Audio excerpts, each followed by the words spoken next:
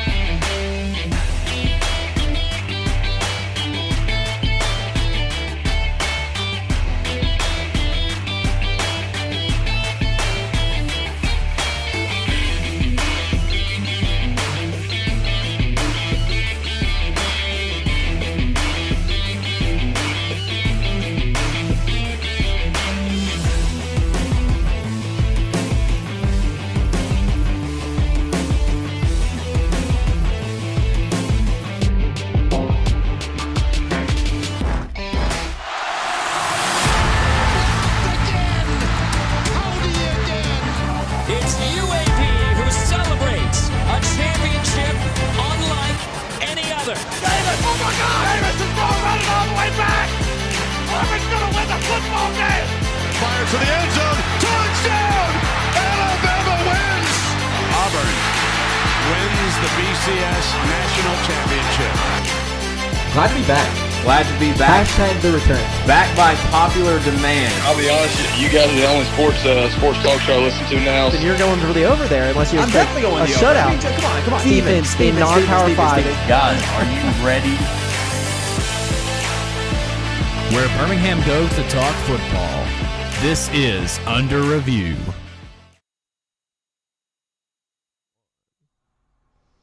All right, here we go. We are loaded on a Wednesday. Under Review is back for another week. Cole, Steven, and Tyler, the producer, back as always. The Braves are World Series champs. The college football playoff rankings released. So much to get to, guys. How are we doing this week? I mean, so much to talk about in this sports week. I mean, do we have enough time on our podcast to even talk about everything that's going on? I mean, Cole, do we ever have enough time? No, we don't. We don't. I could talk to you all day, every day, Cole. We could, the three of us honestly could talk for about 3 or 4 hours, but we have to find some way, because Steven will just come after us if we don't keep it somewhat in an hour and a half frame. I do it for the people. We do it for the people. We do it for you guys. I break it down for the people. Well, Cole, let's go ahead and start off with our champagne and whiskey. Actually, I want to go ahead and start off with yours because I think you already mentioned your champagne. Is there any other way to start a champagne? I mean, champagne popping it's the Braves. The Braves are popping champagne. Quite of course. Literally. They're Quite World literally. Series champs. I mean, other than the fact that Trevor Siemian beat the GOAT. So, I mean, I guess Trevor Siemian, is he now the GOAT by transitive property? Is he now? So you're referring to the Saints. The Saints win. Bucks. The Braves are World Series champs. Cole had a good weekend. I mean, it's been a great weekend. It's been a fantastic weekend for me, especially. But I mean, if I had said anything, the pop in the champagne is the Braves. Braves are popping some champagne, of course. And then who's sipping a little whiskey? Because you gotta fit that in there. I think as far as sipping some whiskey, I think my faith in the Cincinnati Bengals have got to be my whiskey this week. And let me just say this: who is Mike White? Who is he the former quarterback for the Western Kentucky Hilltoppers? He is. Oh my gosh. So no, my faith in the Cincinnati Bengals have just been shot. I don't know what you can talk about a letdown game as far as an emotional letdown, as far as a big win, and then you come back with such a downsided loss and whatnot. But Mike White's jersey, I don't know if you guys know this or not. I don't know if y'all saw the tweet. It's now in Canton, Ohio. He has the most completions by a first game quarterback, a debut game, most completions and second most yards by a debut game quarterback ever in the history of the NFL. Mike White, now the GOAT, I guess, takes down Joey Burrow and the Bengals this Sunday. I mean, is he now the better quarterback between him and Zach Wilson? Is Mike White now the guy? I mean, so you're saying there's a quarterback controversy after one game? I'm just saying he throws 37 completions for over 400 yards and a few scores. I mean, this guy he also threw 2 interceptions. He did. It wasn't perfect, but they had a good. I think the Jets had a good game plan going in against the Bengals. The Bengals were in a classic letdown spot. He beats the darling of the AFC, though. Everybody was talking about, oh man, the Bengals. That's true. Wow, the Bengals. Cole, did you know that the Bengals are actually 31st in offensive plays? In other words, their number of offensive plays. So they're a boom or bust team. So literally, unless they have the big play with Jamar Chase, it's pretty much just nothing. Correct. Okay. So my disbelief in the Bengals last week was kind of validated this week. It's validated. It was validated. Well, who's popping champagne for you, Steven? Popping champagne. Well, we have football fans, actually, of course, because starting last Friday, we are on a streak now for 27 straight days of football every day. There will be a televised football game starting last Friday of 27 consecutive days. So football fans everywhere. Is that because of Maction? Maction bridges the gap. Maction bridges the gap. Tuesday, Wednesday games as well? Tuesday, Wednesday, Friday games. Tuesday, Wednesday, Friday. So just Maction saves everybody. Sign me up, baby. Maction saves everybody for not having. And then, of course, Maction is known for their insane plays of how did that happen and how is this nationally televised football? How is this not Pee Wee football? But we're here for it. We love it. We're here for any and all football. We love it. Any and all football we're here for. And then my whiskey is going to be trick-or-treaters in Texas. So, of course, I here put we this go. on our Instagram, on our You- Facebook. boy. Steven I was Steven everywhere. was waiting for this story. He was waiting for it. I was the number one journalist on this story. I want that here. I was the one breaking news He here. broke the news. I on was the Under one Review right breaking- here. You heard it. You heard it here first. I was the one breaking news here. So for those who didn't see, Texas has a special teams coach by the name of Jeff Banks, who I believe about a year ago or so left his wife for a stripper named Pole Assassin. Who wouldn't? Pole Assassin. We just need Pole to Assassin. That's let's just go ahead and that throw is that a out there. stripper That's name right there. That is the most stripper name of all time. If you're looking for a good stripper name, Pole Assassin is it. I mean, that and like Cherry Drop might be the only two names you can like. Cherry Bomb. Cherry Bomb. Cherry yeah. Bomb might be Maybe. It's maybe. close. But But Pole stripper Assassin, named Pole wow. Assassin, and this is important because that stripper named Pole Assassin has a monkey as part of her act. That is, and then she, of course, went on Twitter to explain that the monkey, There's just so many levels to this story. the monkey is an emotional support animal. That's what she claims. This capuchin monkey is, I believe, what it's called. A capuchin, yeah. Anyways, this is important because a trick-or-treater who went to Jeff Banks' house in Texas over the weekend got bitten by the monkey, and it is reported that they had to pry the monkey away from the child. So Texas, if they didn't have enough going on wrong for them, they now have a special teams coordinator, also assistant head coach, that is now kind of in the news for wrong reasons because his girlfriend, who is a stripper, her monkey bit a child. How many If more you can keep up bad with that. monkey stories do we have to have in the news before people just start realizing, Hey, it might not be a good idea to have that as a pet. R.I.P. Harambe. But Yeah, I mean- also this is even funnier Just because so many examples, bad examples of. this is even funnier because about a week and a half ago, Dennis Dodd of CBS, the college football reporter Dennis Dodd, yeah, right. reports after Washington State fired their head coach, he reports one name to watch in the Washington State search is Texas assistant head coach Jeff Banks, former Washington State player who was a key member of Nick Saban's staff. He makes $1 million in Texas. I think he. I think he might have killed that opportunity. yeah, I think That's he not might something have you want to lost see on that the job job interview. opportunity. Oh, it says here that your wife got attacked by a monkey. All-time electric college football story, and then it was funnier too that Texas literally 2 days earlier had posted that for the month of October they were the most interacted with on social media. Boy, do I have news for you on November 1st that they might have been the most interacted team for the month of November just because of that story that came out on November 1st. Oh, What all-time that is all-time Twitter moment. that is a All-time Twitter moment. huge Twitter moment there. Tyler, who's popping champagne for you? So this week we got the Mississippi State Bulldogs pulling up the upset against Kentucky. Ooh. If you followed my bets, I'm sorry I screwed you over there. I picked Kentucky money line. They couldn't get the job done. They lost 31-17 to the Bulldogs and the Pirate Mike Leach. Will Rogers 36 for 39.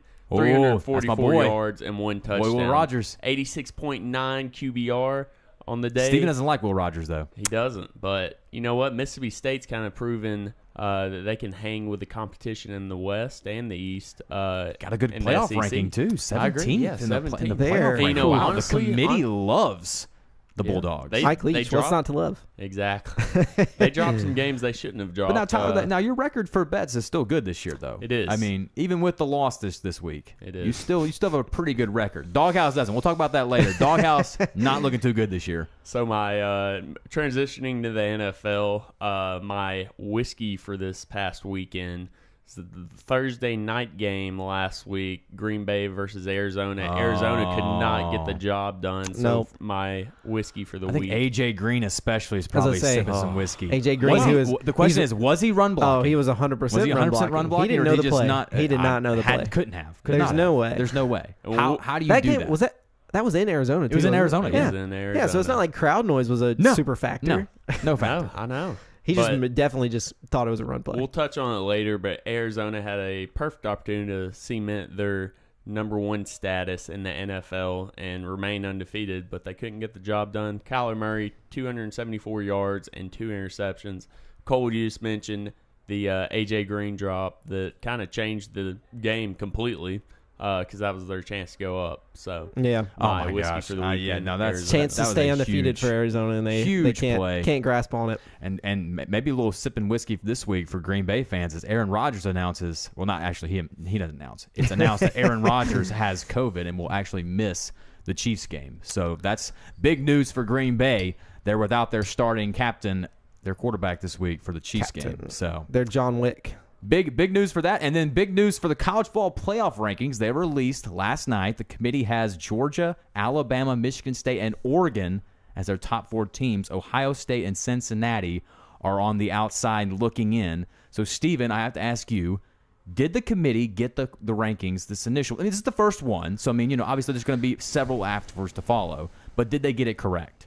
Was there anybody snubbed, I guess is what I want to ask as far as this it's pretty obvious that Cincinnati was snubbed. So my issue isn't Here we go. well, my issue isn't that Cincinnati it was 6, like I like, or that they're not in it. It's just they don't have a chance to get back in it, because one of the main things that you see the difference in the AP poll and the college football playoff. If I can find my phone, there it is.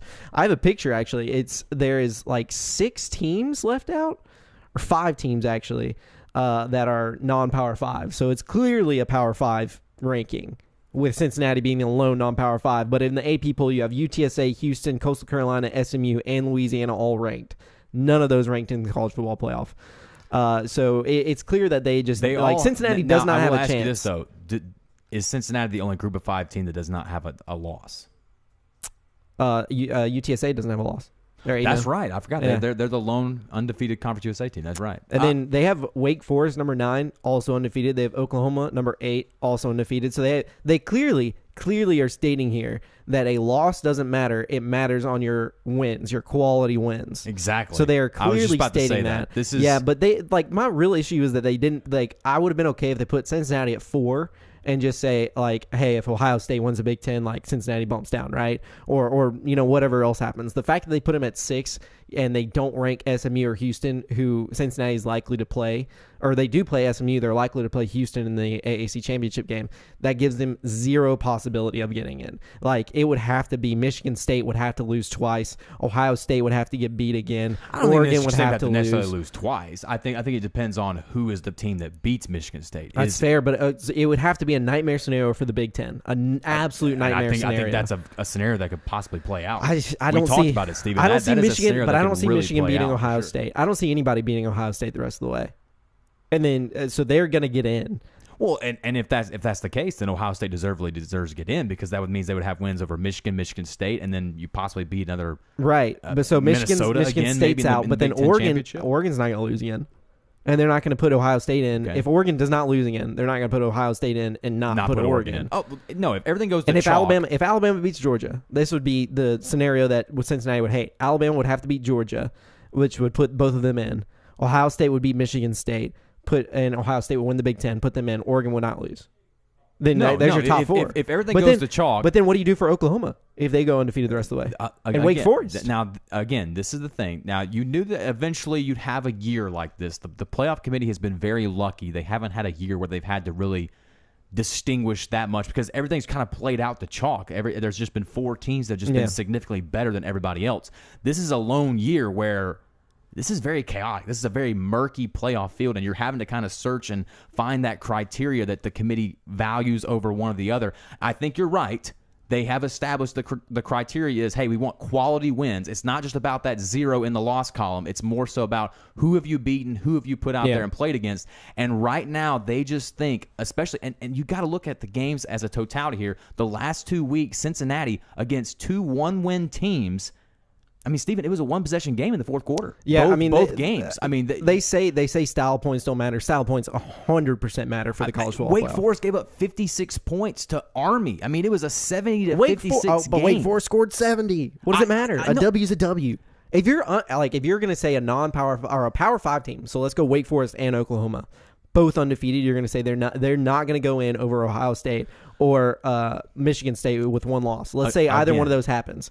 Those are undefeated Power 5 conferences. We're not Oklahoma- talking about an AAC. Yes. We're not talking about Conference USA. We're talking about the ACC, and we're talking about the Big 12. Now, they now, are an 8 and 9, Cole. Now, wait. 8 and 9. Now, I can understand. Now, look, Oklahoma has enough schedule in front of them. They have the next 3 weeks. They have Oklahoma State, Iowa State, and Baylor. And Baylor and Oklahoma State are both ranked. They will have a chance to prove themselves to move up in the rankings if they keep winning their games. But Wake Forest, come on, Stephen. You say it's the ACC. Look at that conference, Steve. Can you honestly tell me that you value any wins that Wake Forest has at this point? They haven't even played the meat of their It's schedule still yet either. the ACC, Cole. Oh, but you can't give that. Okay, It's a okay, Power okay. 5 conference. It's becoming now. no. Look. It is 100% becoming all the conspiracy theorists. It's 100% becoming who can make us the most revenue, which is going to be the Big Ten and the SEC. I'm not saying the Big Ten and the SEC aren't the best conferences. They clearly are. But then you're literally going to block out the Pac-12, the Big 12, and the ACC, and just be like, all right, it's going to be the Big Ten and the SEC. Which they have Pac-12 in right now, but I'm not sure if Michigan State loses close to Ohio State goes the rest of the way. Michigan State's only lost to Ohio State. Michigan State might go in over Oregon. I'm with you, but I'm gonna ask you this, Stephen. Up to this point, has Oklahoma done anything post Spencer Rattler? Because obviously, I get it. They're a new team with Caleb Williams. Have they done anything this year so far? Look at their games. Have they done anything that shows they are one of the 4 best teams? I'm not saying. No. Answer that question. Have they shown? Well, that's not my argument. No, but you're changing what the trajectory and the argument is for the playoff. The playoff is supposed to get the 4 best teams, Stephen. It doesn't matter. I if agree, if but you're what is their necessarily- criteria? Is it eyeball test? If we're going eyeball test, I'm fine with that. Yes, a lot of it is. But they hide behind that it's not eyeball test. They're But giving they're me not. this criteria, and it's not. They're not hiding behind anything. They are telling you this is what we value. We value the eyeball test. Who has been in the most control of the game? Don't you think eyeball test though is subjective from person to person? Don't you think you could find somebody in the Big Ten that says, "Hey, with my eyeballs, I've watched Ohio State the most. They should be number 1 overall." Or somebody in the SEC that can go, "Hey, I've watched my eyeballs. I've seen a lot of Alabama Tyler, games this be year." the voice of reason here. I mean, am I wrong here by Is it not- saying? I mean, come okay, on. you're not wrong. I'm not saying you're wrong for Oklahoma saying that they are not one of the 4 best teams. Not arguing that. I am arguing, is eyeball test not subjective? Is that not extremely subjective? It is subjective, but not when you combine eyeball test with your quality of wins and where you currently lie in the football season. You can't go back and say, oh, well, this game 2, 4, 5 weeks ago. We're talking about right now who the 4 best teams are. If you had to die on the hill of who the 4 best teams are, there's no way you can make a case for Wake Forest. You're going to tell There's me no way. You're going to tell me right now. If we're talking about right now, then you're going to tell me that Ohio State's not better than Oregon. See, but we go back. We go back week they're 2. Gonna get that we go back week 2, and Oregon won. But right now, Ohio State's better. The eyeball test. And again, they're going to get their chance to correct this, and I think that it will all shake itself out. I think this is all a bunch of as far as the arguments go about this, that, and the other. I think it'll all shake out. I don't think Oklahoma's going to run the table. I don't think Wake Forest or Oklahoma's going to run the table. Personally. Who's Oklahoma lose to? They're on the road at Baylor. They're on the road at Baylor and Oklahoma State. I think they win both of those. They're better. They're better than Baylor and Oklahoma State. They might have to play one of those teams twice, too, but Steven. they're better than them. That's what I'm saying. They are, as a team. Now, Alabama, any given Saturday, we said Oklahoma was better than Kansas, too, right? And they won? Oh, okay. I mean, if you have a half like that against Baylor at Baylor, it's any given Saturday, Steven, right? Do you know what? Just lost my phone. As you drop your phone. Yeah. Do you know the strength of schedule for Oklahoma? What is it, 119. I was going to say 80 something. Well, what is Cincinnati's? Cincinnati's is 90th. 90th, it's exactly. Awful too. It's awful. But so, like, Cincinnati schedule. goes undefeated, Oklahoma goes undefeated. You don't think the playoff committee will put Oklahoma in over Cincinnati? Yeah. Oh no, 100%. Yes. No, I agree with that. What is that? If Cincinnati's strength of schedule is better than Oklahoma's, which Tyler just pointed out, and they're going to put in Oklahoma. This is the thing, Stephen. How many at the end of the year? How many teams that Oklahoma has beaten helps their strength of record as far as their ranking goes? If Baylor and Oklahoma State are wins for Oklahoma and they're ranked, Cincinnati's gonna you just said it. Cincinnati has no more ranked teams except for Notre Dame. That's what I'm saying. In the AP poll, they'll have Notre Dame. But if we're going AP poll, they have 2 ranked opponents. But if we're going college football, because they don't, it is look. I am not. The argument for me is not that the 4 best teams are not in. I'm fine with the 4 best teams. We're eyeballing it, right?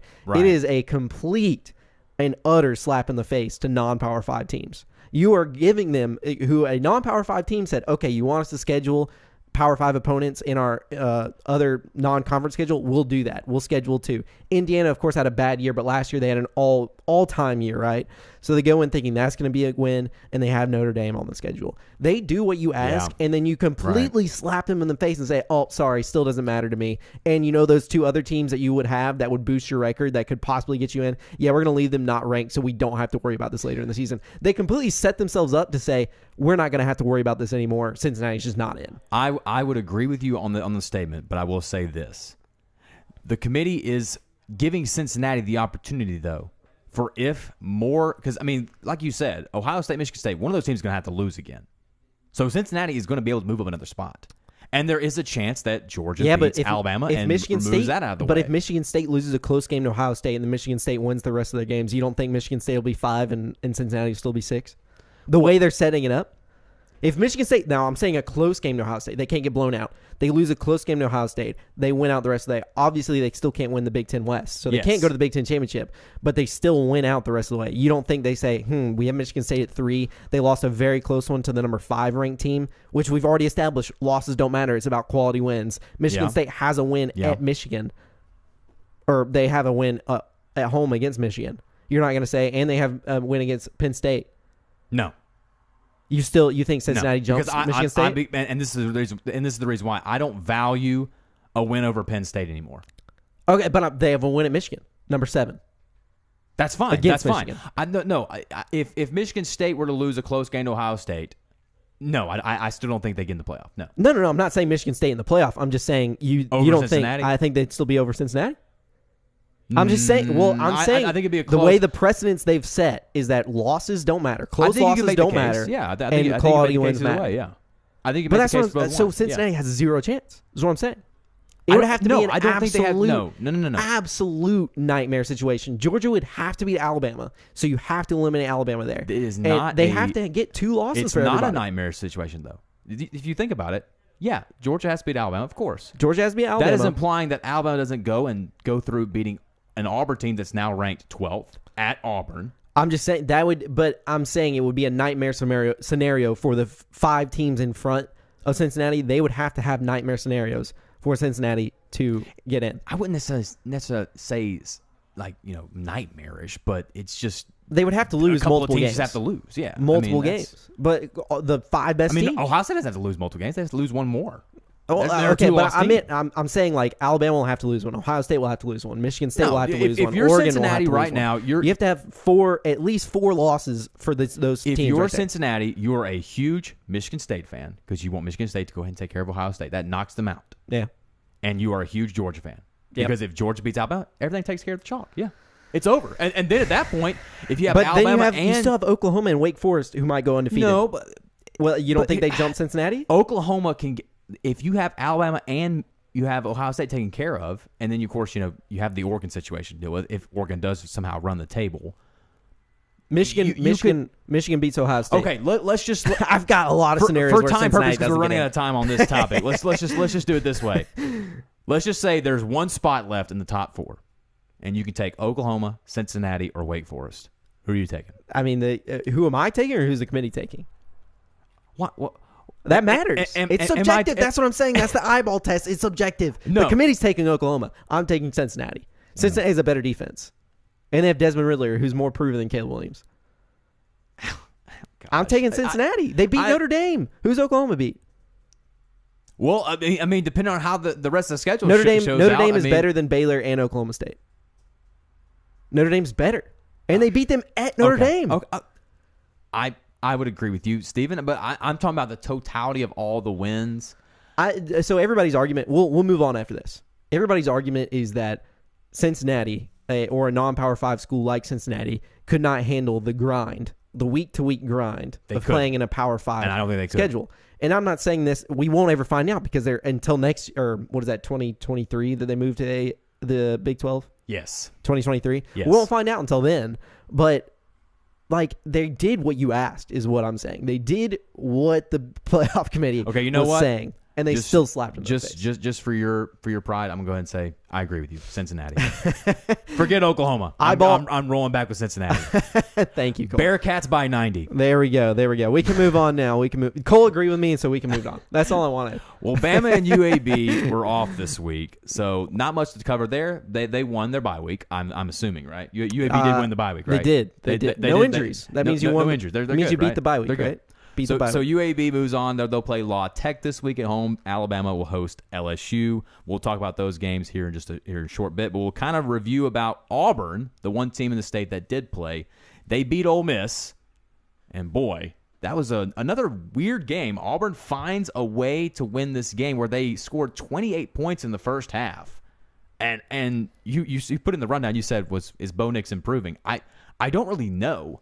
Because Ole Miss's defense was just so bad in that first half. They did everything they possibly could. The penalties, just the mental breakdowns and errors they made. Auburn was able to run the ball at ease, it seemed like. It just looked so easy for them in that first half to score. So I think that Bo Nix, or Brian Harsin maybe, is just putting in the scheme of stuff Bo Nix is comfortable with.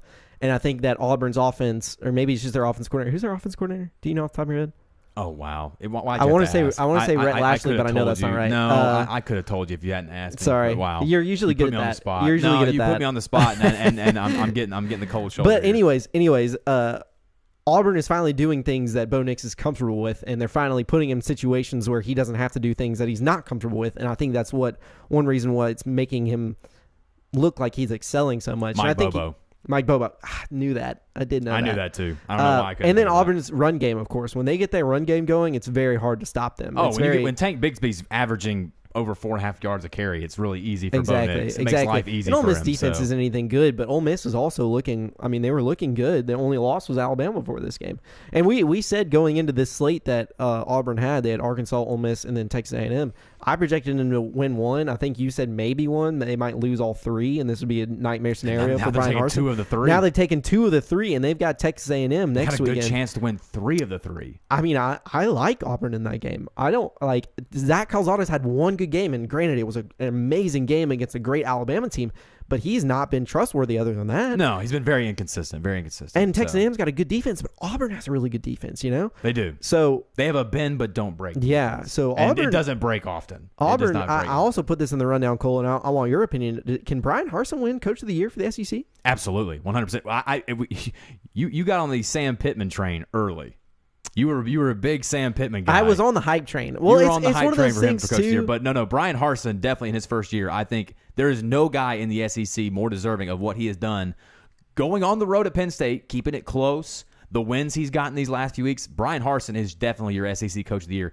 Regardless of what happens in the Iron Bowl, and I think in this game Saturday, if he wins the next few games or whatever, I think he's your Coach of the Year. I think you can argue him or Mike Stoops. Just putting Kentucky ranked, getting that Kentucky program ranked. And now, granted, Brian Harsin. Who finishes with the better record, Auburn or Kentucky? I think that determines. I think Auburn.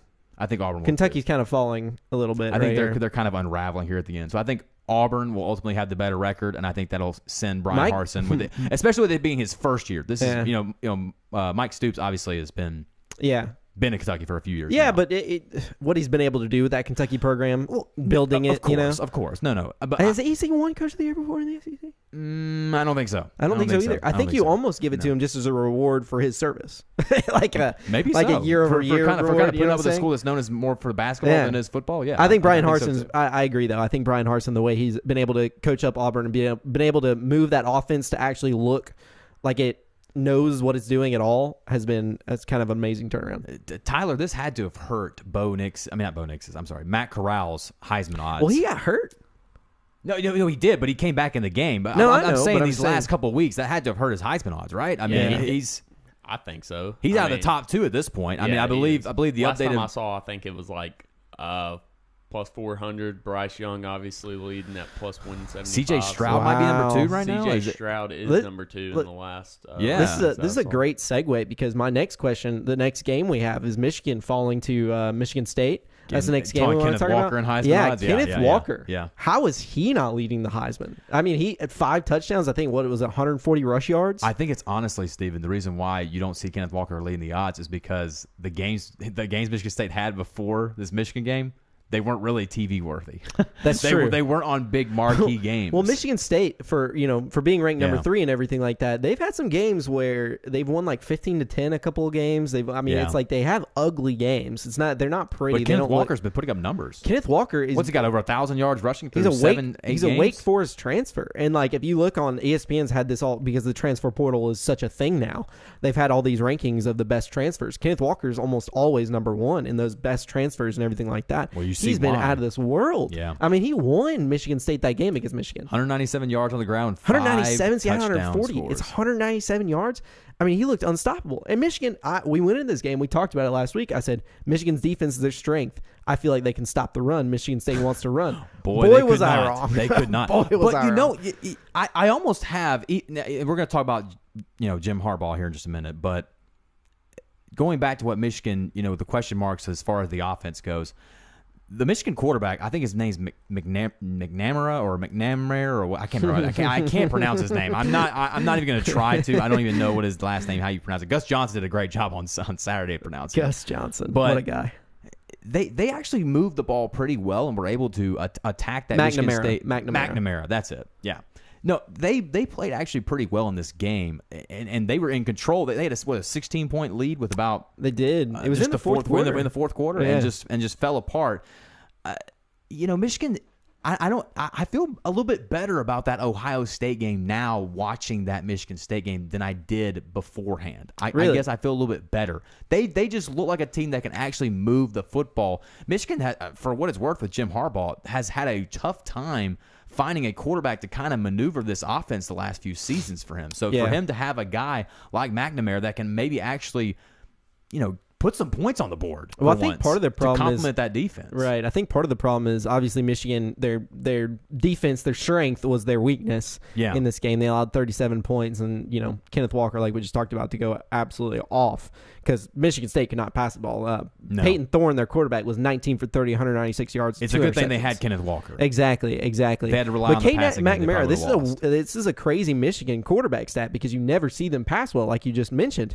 He was 28 for 44, not insane, but 28 for 44, 383 yards and 2 touchdowns. He did have an interception, but 2 touchdowns. He did, and that was the one that cost them the game, obviously, because they were attempting to try and go at least try to win the game. Bad timing interception, but still, I mean, he had 383. He was hardly the problem throughout the game. They couldn't get their run game established as well as you would like. I mean, their top 2 running backs, 4.2 average is not bad, and then 3.5 average per carry.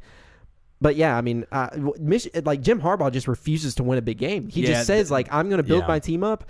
Because we've seen it in years past. It's been a few years since we've seen Michigan be this good, but we've seen them be this good, and then they play a good team, and they're like, you know what? Let's be bad again. This is seemingly the tale as old as time is Jim Harbaugh, and everybody all of a sudden wants to jump and bash him, and I'll defend him for a little bit because this team did compete. It wasn't like they were just completely outmatched and did not compete. But you look at the numbers: 2-13 against top 10 opponents, 6-12 against Penn State, Michigan State, and Ohio State. So you haven't even won. I mean, you're 50. I mean, you're 6-12 against your biggest rivals. It's so bad. I mean, it's so bad. That cannot sit well with a very proud Big Blue, alumni. I mean, like they're just, that is not going to sit well for them for many years. I just don't know at what point, Stephen, does Michigan start to question whether or not they're moving in the right direction? I mean, I mean, you gave him so many seasons. I mean, I feel like Jim Harbaugh has had an ample amount of time to try and get things on track. I mean, am I wrong on this? No, he has. I mean, again, you said tale as old as time. I mean, every football talk show for the past 5 years have been like, hey, Harbaugh is on the hot seat. Hey, this might be Harbaugh's last year. Hey, what about Jim Harbaugh? There's only so many times you can sit there and say, "Oh, he's a Michigan man." I think how many more times can you say that before you start to actually? It's obviously hard because right now you just have the train that is Ohio State running year after year after year, right. and it's very difficult to beat them in the recruiting and everything else they have going for them right now. But you brought this guy in. He had the you brought him NFL pedigree, and you brought him in to beat Ohio State. You That's brought what him I'm in to beat Ohio State. I think this year, if he does not beat Ohio State, what is this, 6-7 years in a row that Ohio State's won? Yeah. Something like that? Yeah. Yeah, I think if he does not win that game this year, it's time. It's time. If he can't win the Ohio State game this year, just cut the ties. Like, maybe you can't get anybody as good of a coach and keep Michigan in that, But you can't keep top paying 10. this guy top 10 money for a coach and just can't get it done against any of them. I mean, I'm not talking about just like Ohio State. I'm talking about Michigan State and Penn State. All three of your biggest rivals. I mean, you have. It's just, Speaking of a guy who can't get it done against bigger teams, Dan Mullen down at Florida as Georgia easily beats Florida this past weekend. Dan Mullen finally makes the switch to Anthony Richardson that everybody was calling for, to start him, to play him. He looks like the playmaker. And Cole, you texted us this over the weekend as well. What'd you think about that decision for Anthony Richardson? I just cannot believe. Look, if you want to go with Anthony Richardson, I get it. He's a playmaker. He's probably the more talented quarterback between him and Emory Jones. But Emory Jones is the veteran, and he's probably right now the better and more accurate passer. And you just didn't go to him at all during that game. And not only that, but Dan Mullen, I don't know what happened with the game plan. And I had no dog in this fight. I wasn't rooting for Florida. It just was frustrating to me to see a head coach put a player in a position where they just could not succeed. You called 7 or 8 speed option right or speed option left. And that was literally your game plan. And then you drop Anthony Richardson back, and he's not really a pocket passer to begin with. Yeah. And it just seemed to me like Florida, in the Alabama game especially, they threw the kitchen sink at the Alabama defense. I mean, they had motion, they had movement, they rotated Emory Jones out on bootlegs and had him in the open field to throw to the tight ends and deep and whatnot. There was just no creativity to that Florida offense on Saturday against Georgia. And not to say that, Georgia's defense kind of limits you as it is, but that just makes you have to be that much more creative. And then you go on 4th and 12. You're only down a field goal. It's 3-0, and you go for it on 4th and 12, Steven. Against maybe arguably one of the best defenses in the history of college football. He pulled a Lane Kiffin, huh? And you go for it on 4th and 12. It's not 4th and 3, 4th and 2, 4th and 1. It's 4th and 12. Where were they at in the field? I mean, well, they were on the other side of the field. I think they were at like the 48-yard line, Yeah, just midfield outside or somewhere, of, just outside of field goal just range. outside of it. Yeah. So I mean, and the defense for Florida actually was playing well. They weren't giving up many big plays. Yeah, I mean, this was a game late in the second quarter, and then all of a It was sudden 3-0 with 2 minutes left in the first half, and then you find a few plays later, it's 24-0. Yeah, it's crazy. I was watching the score, and I saw it was 10-0, and I'm like, okay, Florida's keeping it close, like respectable. Yep. I checked, I don't know, 5 minutes later, and it's 24-0. I was like, oh, there goes that game. You have a fumble, and then you have an interception, and then a pick six, and all. And Seen you a look lot up of people, and it's 24-0. because Dan Mullen was the Florida splash hire, and he has not been splashy. What is the big game that he has won so far at Florida? Can you name Tyler? I mean, can you look at what is the biggest game that Dan Mullen has won since he's been at Florida? I'm on. I can't even. I can't even off my brain think about it. Did they beat Michigan in the bowl game? Was that probably the biggest win they have? Maybe did they do that? The LSU's also had their number. No, because LSU had their number last year. Of course, and this year. LSU beat them a few weeks ago, Yeah. and again, we just couldn't explain because that was when all the Ed Orgeron stuff started to come out. And then the shoe game last year, And in the shoe fog. game last year, yes, The foggy shoe game. and then of course Alabama has beat them in the SEC championship game. Of course, like I said, they, he just can't. He cannot win a game. He can, or like a big game. You know, if you have to put all of your marbles on one coach, that is one guy. In college football, you don't want Jim Harbaugh and Dan Mullen. Well, two guys you do not want to roll with. Dan Mullen's supposed to be this quarterback whisperer too. Like that's what he's famous for, right? Emory Jones was his guy. He was. Emory Jones is not good. No.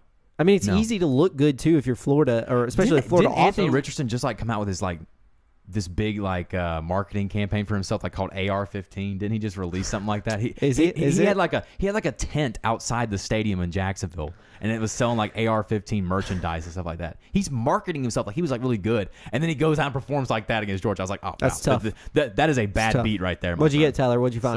So probably the best win that Dan Mullen has in the Swamp would be last year's largest cocktail party when they beat Georgia 44-28. I forgot that they beat. I that forgot side. that too. I forgot they did But win that game last Other year. than that, like there's You look not at it, there's not like, much. I mean, you got some Kentucky wins in there. They beat Auburn. Hey, in Kentucky 2019 wins. 2019. That's good stuff right there. But like, what the thing is, like, what has Dan Mullen done so far that Jim McElwain? Exactly. Well, Jim McElwain that's a good actually point. has a That is better a good winning point. percentage at Florida right now than Dan Mullen does.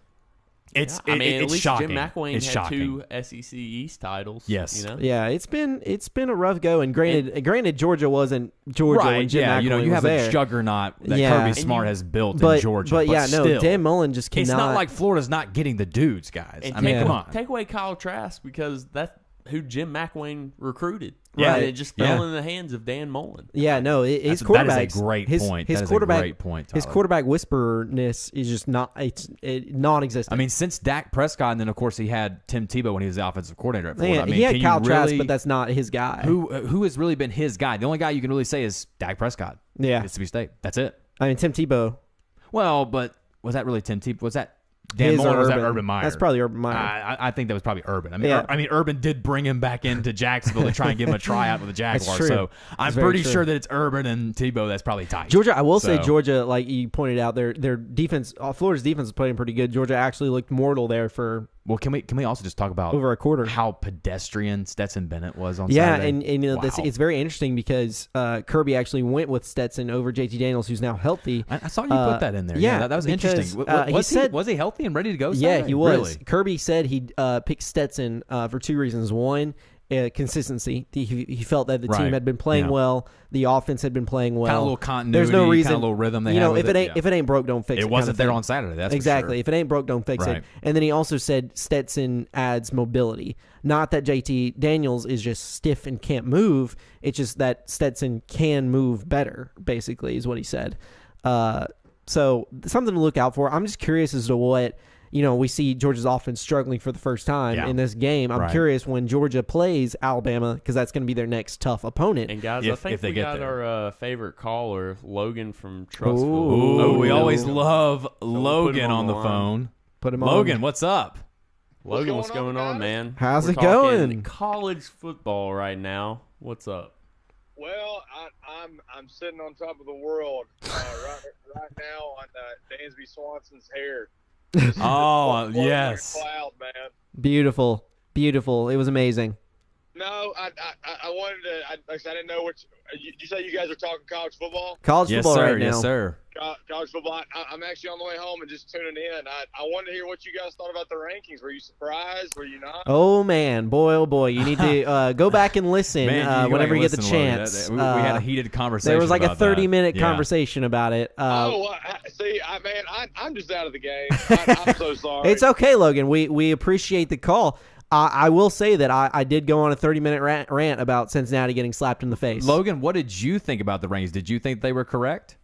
I did. Well, I think right now they are. I don't think those are the 4 best teams in the country, but I think right now that's who you have to put in. I think Michigan State's got to be in as they're undefeated.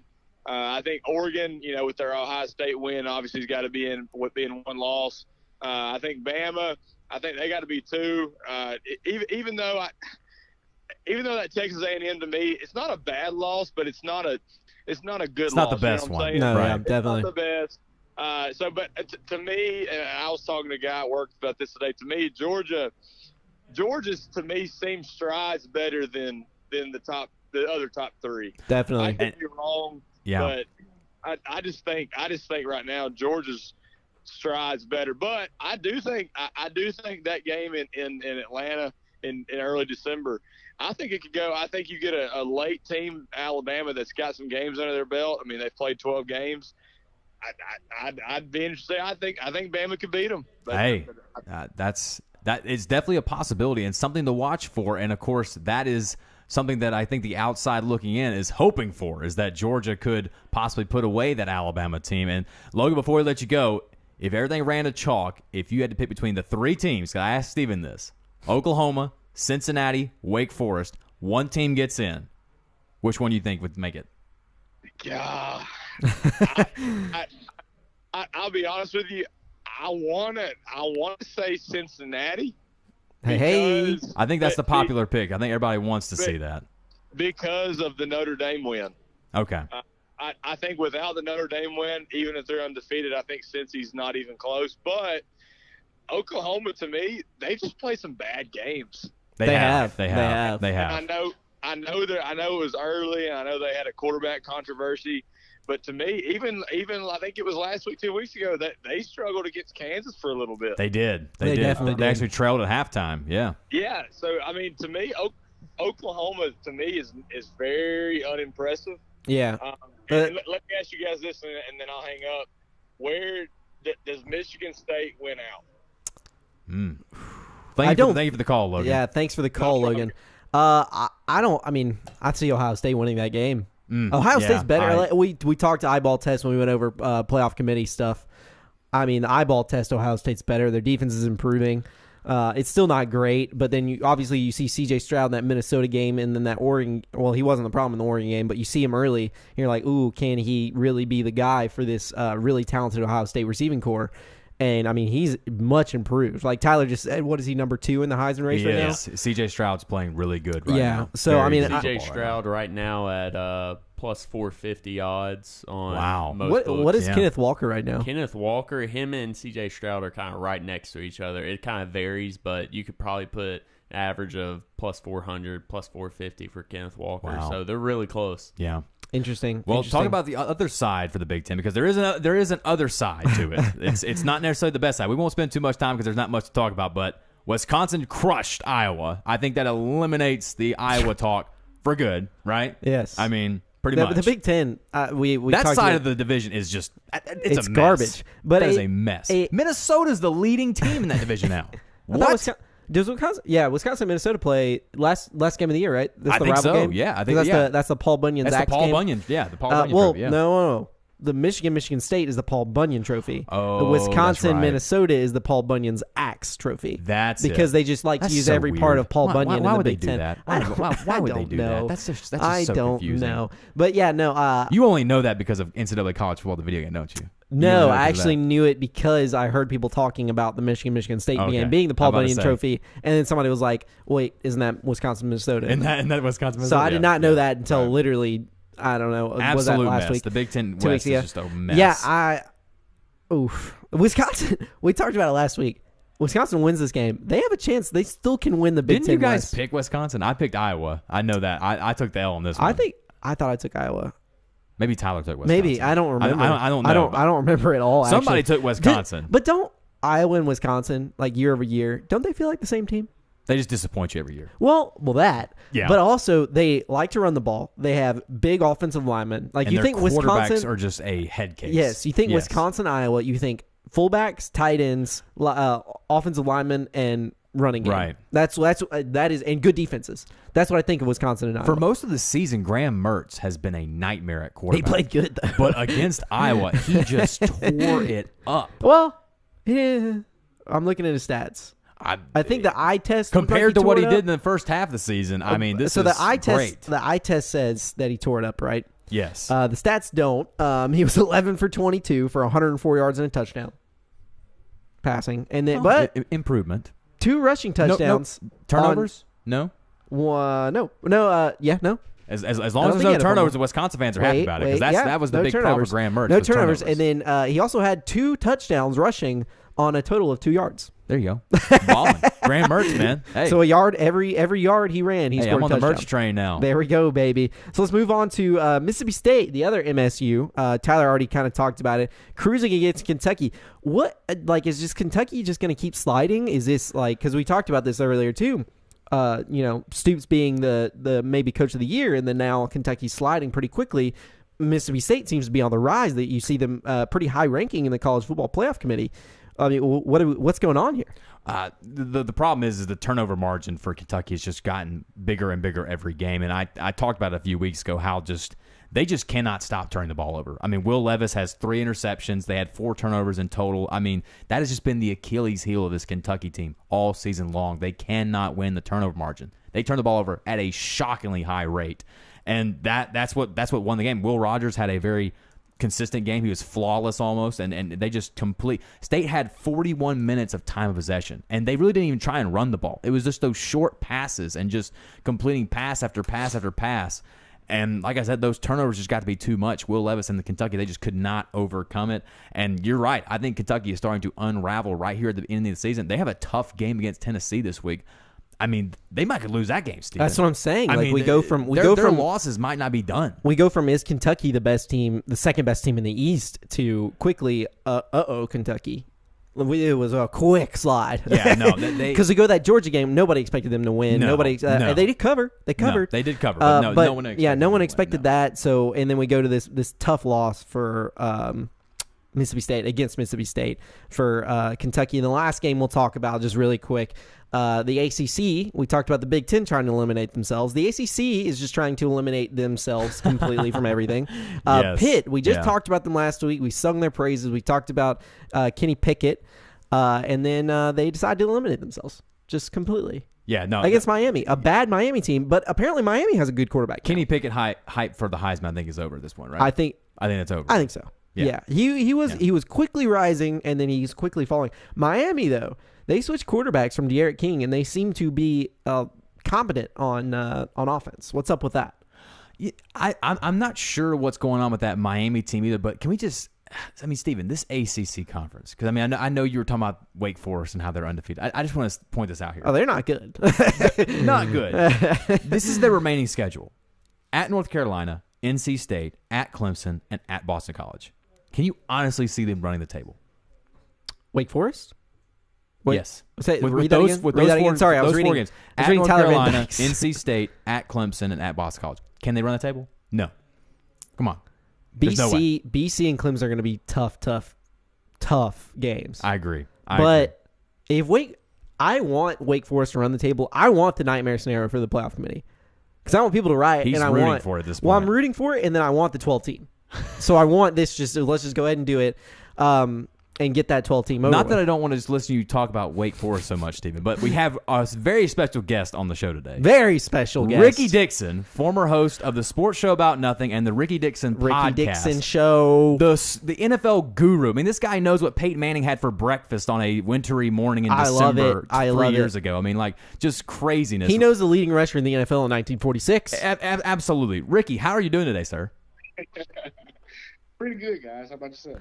We're doing great, man. Great to hear your voice. It's been too long, man. Too long, Ricky. It has, man.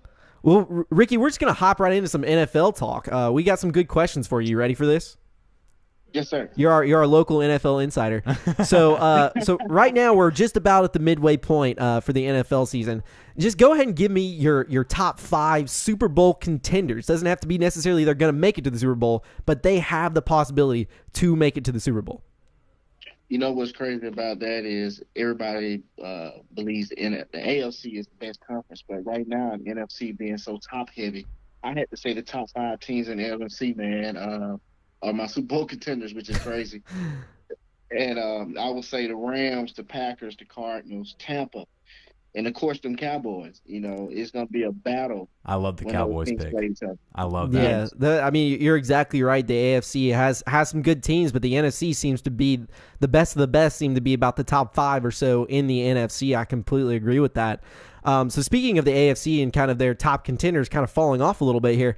What do you think the fix is? We've seen the Chiefs kind of fall off more and more. Now, I don't think there's necessarily a good fix, quick fix for the defense. What do you see as their fix for their offense?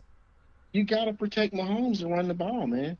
Mahomes been running for his life since last year in the Super Bowl. Yeah, he's right. I mean, yeah. You know, Mahomes has, he's the second leading rusher for Kansas City. Oh, wow, I didn't know that. 35 attempts, 229 yards. Wow. Just Mahomes no running game at all. He's not Lamar Jackson. No. If he's your second leading rusher, you can't win that way. And to me, just running the ball, even just running the ball by committee, you got to run the ball. The attempts is what's important.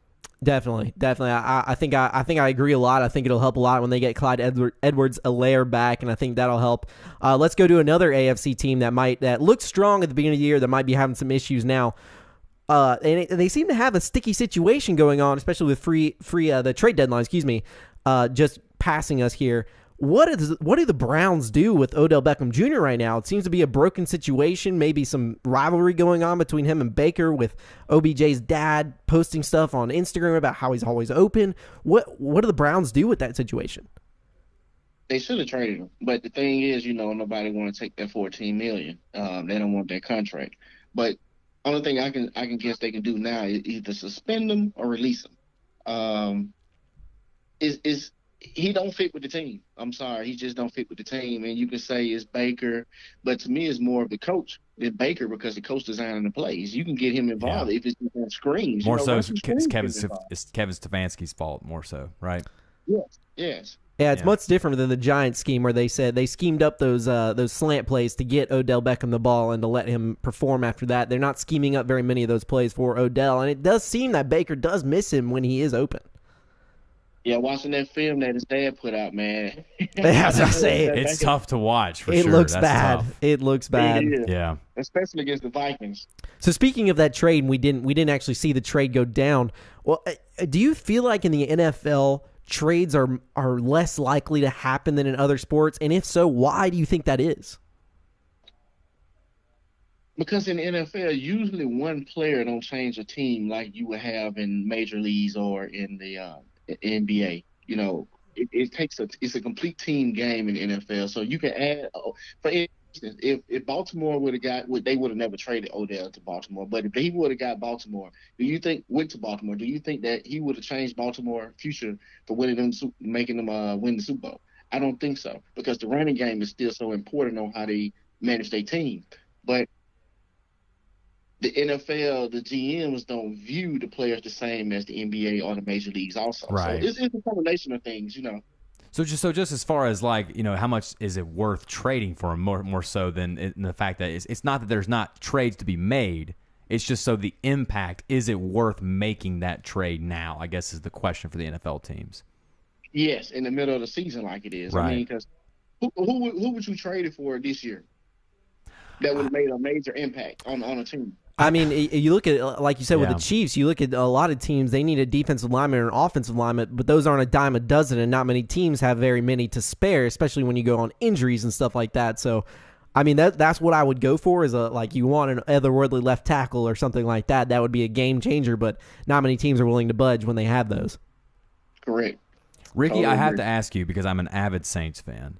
What is the fix? And now that Jameis Winston is now out for the season, and now you have Michael Thomas announced that he has an ankle injury, so he will be out for the season as well. What does the Saints do moving forward? I mean, obviously this is not a Super Bowl winning team, but you have a roster that is good and can compete. Do you roll the dice with a Taysom Hill or a Trevor Siemian, or do you pick up a guy like Cam Newton, who is still out there without a contract? I totally disagree with you, Cole. I think the Saints are a Super Bowl team. To be honest with you, I think they got the best defense in the league right now. At least playing the best. I would agree with that. I will agree with the defense. Yes.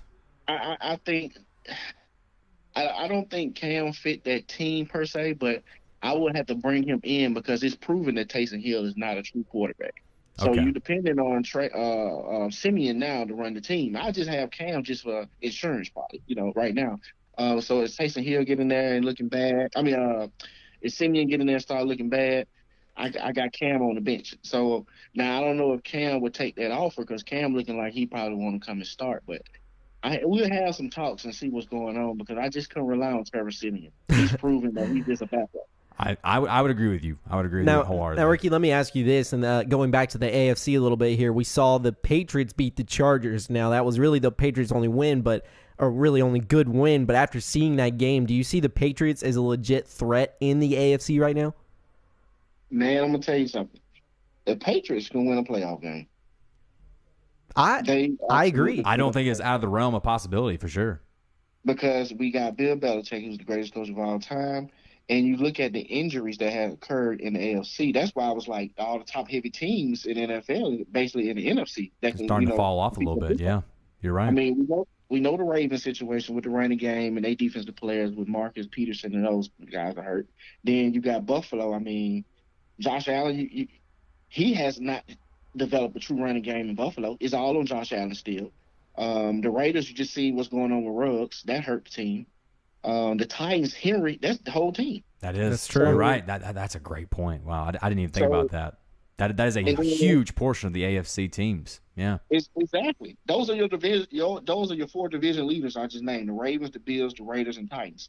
So everybody after that, you got the Bengals, the Chargers, the Patriots, the Broncos, and Browns. Who you believe in? I'm going with Belichick. I was gonna say, That's a great point. and the Patriots. The That's a Patriots great have a point. feeling right now Yeah. of a 2001 early Brady era Yeah. where they have a good defense and they have a good run game and they can kind of rely on that. And then Mac Jones has to do just enough to win them a few games.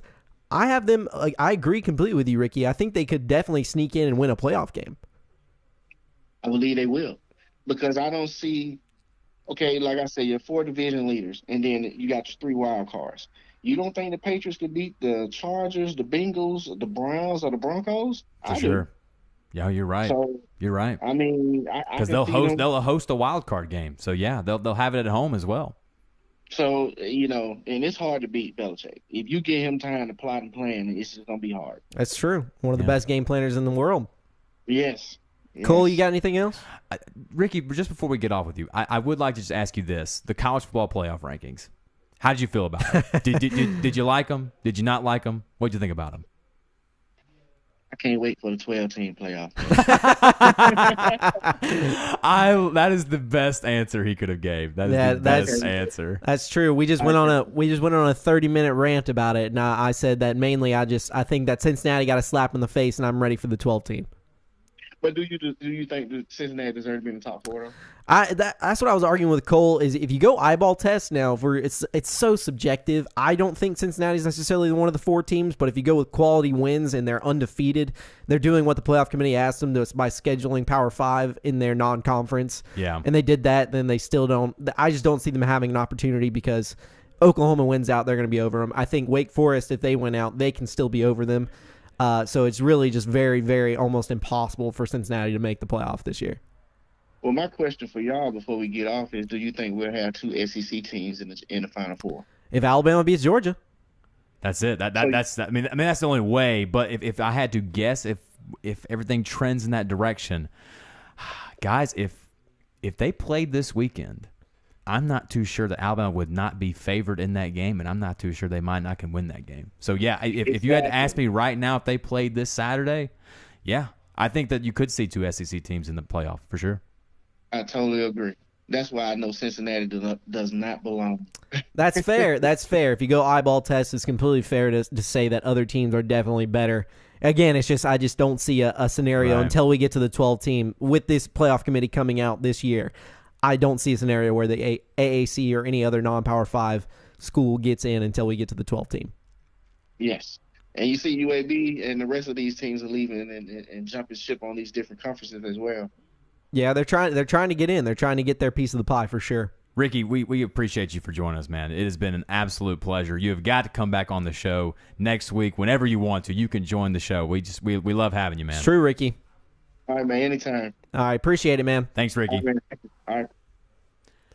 Well, he is just a NFL knowledge machine. You could ask that guy literally anything, and he'll have an answer for Yeah, you. I love it. It doesn't matter. I love it. You can put him on the spot. You can give him days to prepare. It doesn't matter. I think His answers are just he might always be good.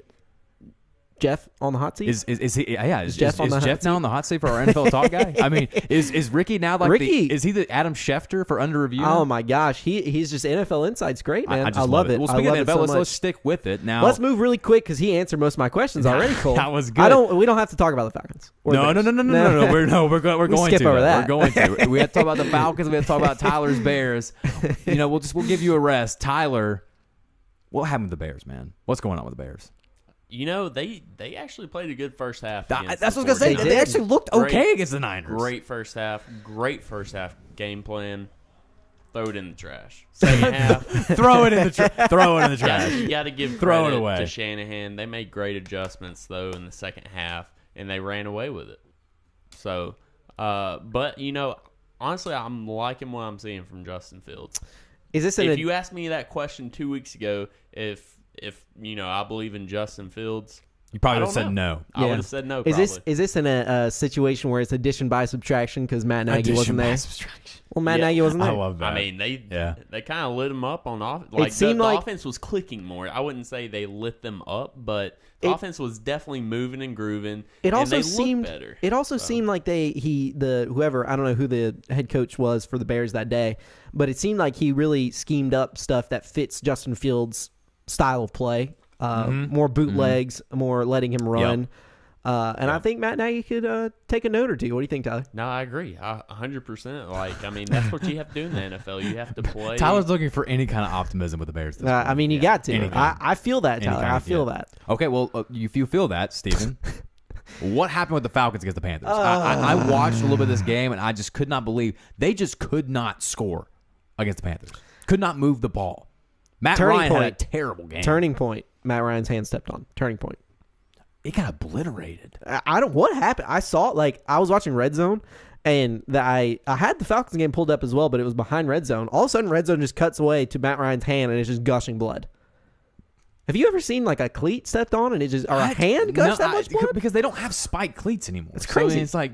It's crazy. They're all rubber cleats. So, I mean, Yeah. you can break. I mean, obviously, a 300-pound Broken guy bone or something, you would think. Yeah, You wouldn't think it would bleed so much, but I guess it just No. stepped on just the right way. Is But Matt, that was, is Matt I mean, Ryan like sneaky, like fragile? Like, does he have like tender skin? he is this is not a hot take. He is the easiest. I don't even know that's not a word, but easiest, most easy sackable quarterback, if that makes sense. most easy sackable quarterback. They like a defensive lineman just if there was touches an award his shoulder. for it, Steven would give it to Matt If Ryan. they touch his shoulder, he's just like, "Oh, I'm out." It's I'm like out. it's like one of I'm those done. those dolls that you press the button and then they fall down and then you let it go. They just fold up. You know what I'm saying? They just Yeah. fold up, yeah. That's Matt Ryan. No, man. I mean, it really was the turning point. Like the Falcons seemed at least that they had the game in hand. That happened. Who and then was they playing for the Panthers at quarterback? Was it? It was Sam Darnold, but then it PJ was Walker? PJ Walker because Sam Darnold got a concussion. Or he was in. Who is that? Who is that MVP, guy? PJ Walker. Yeah. The XFL Who did he play for? MVP. Who did he play for in college? He played for Temple. He played under. Oh, that's right. That's he right. did play That's for right. Temple. Yeah, That's he played right. for Matt Rule. That's right. Yeah, That's why he right. loved him so much. But was you he know, played but for no, him, I mean, I don't see what the Falcons do. Their offense, obviously, they struggle a lot without Calvin Ridley. They seem to really dial in That's on the Kyle big news Pitts. for the Falcons as well. Calvin Ridley out for the season for personal reasons. We don't know how long he's obviously. out.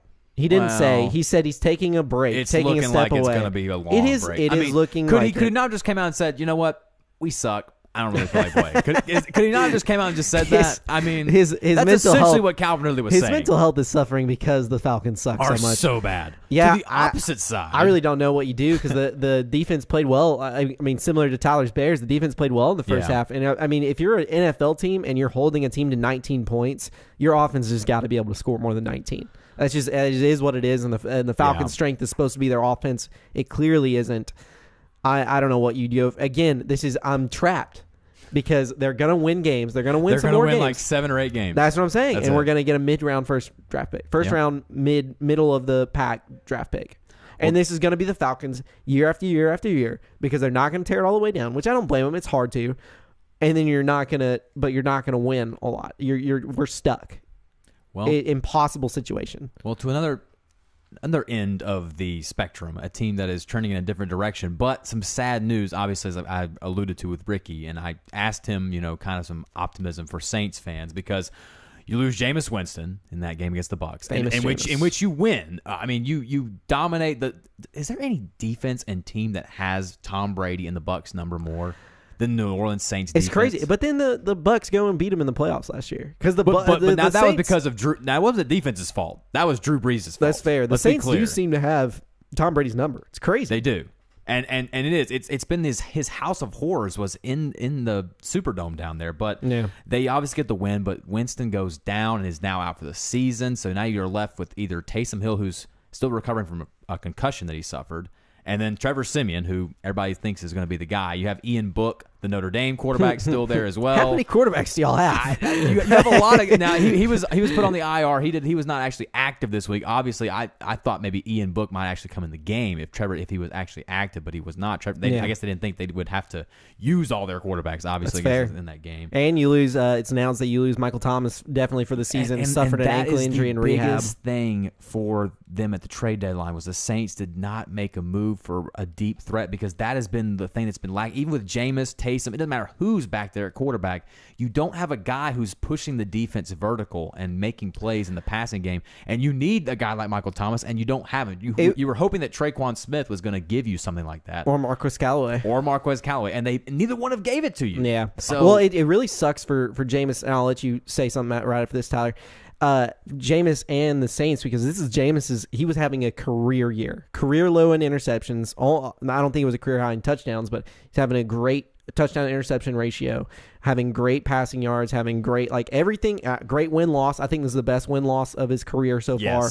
There was a lot of best career stuff for Jameis, and then of course he goes down with a was it torn ACL? Was that what it announced was? Yep. Yeah, and then I love the clip of him dancing in the locker room on his crutches. That's like an all-time clip. All-time clip. Not only does this man, oh my gosh, not only does this man make the plays that he makes, but tears then he gets ACL injured and he's dancing in the locker room. Oh my gosh, Tyler, what you got? Wow. By the way, if you're one of those NFL fans that are saying, or fantasy fans that are like, why don't they just get rid of Michael Thomas? Well, next year they can, but they're going to suffer a $22 million his contract's ridiculous. Oh my gosh, when did he sign an stupid. extension? It was this past year. Oh, yeah. He signed a $100 million deal with them. So Michael Thomas for 4 is years. around to stay. No, he's definitely around to stay. We can skip over the Patriots because we talked about that with Ricky. He of course said, and I agree with him, that the Patriots can sneaky win a playoff game. Team. They're very scrappy team. Yeah. Tough out. Hey, sneaky good. Sneaky good. Tough out. Yeah. The Bengals, we already talked about them. They were in a prime letdown spot. Mike White, of course, goes off. We talked about that in Champagne and Whiskey. And then we already talked about it with Ricky as well, Odell and Baker's situation. I don't know what you do with that. Of course, his dad. You gotta release him, right? I mean, you have to move. You have to move him somehow. he has a $14 million hit, like Ricky said, on his contract, so you can't really release him. And he's still talented, as showed by those Instagram videos. And I don't think he himself has actually said anything. It's just been more of chatter, which, of course, where there's smoke, there's fire, right?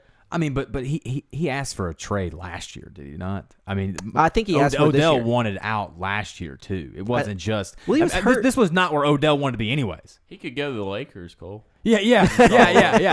LeBron's recruiting. LeBron already said, "Hey, free OBJ, free him." Which I am 100% behind this, though. I mean, look, Odell.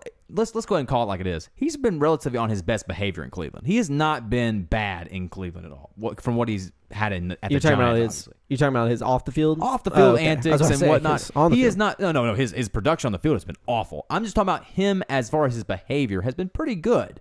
So I just don't think you have 2 years worth of film to see that this OBJ experiment is just not working with Baker. Yeah, it's just why would you not want to move? Yeah, him? They're just not connected. Honestly. No. And I mean, some of it's probably on Baker, some of it's on OBJ, some of it's just on the scheme, like we said. I think it's all the variety of factors.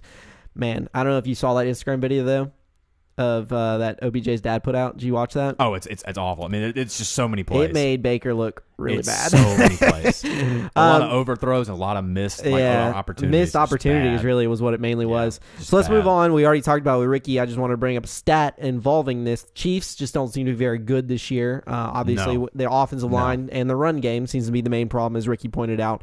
But I wanted to point out what defenses have been doing to Mahomes that seem to be making him struggle a lot more this year, too.